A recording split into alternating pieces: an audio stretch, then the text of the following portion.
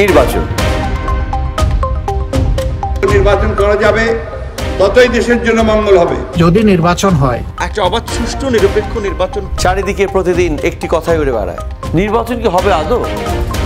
যদি হয়, কবে সেটা?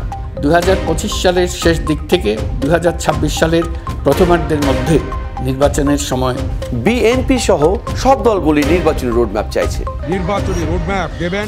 নতুন রাজনৈতিক দল এনসিপির এই নিয়ে কি ভাবনা? স্থানীয় সরকার নির্বাচনের আয়োজন করুন। ডিসেম্বরে, জানুয়ারিতে, ফেব্রুয়ারিতেই নির্বাচনের উপযুক্ত সময়। শুধু সংসদ নির্বাচন নাকি গণপরিষদ নির্বাচন? স্থানীয় সরকার নির্বাচন আগে নাকি পরে? প্রিয় দর্শক, বাংলাদেশের নির্বাচন নিয়ে আপনি কি ভাবছেন? এইসব বিষয়ে জানতে আপনার চোখ রাখুন নাগরিক ভোটের হাওয়ায়।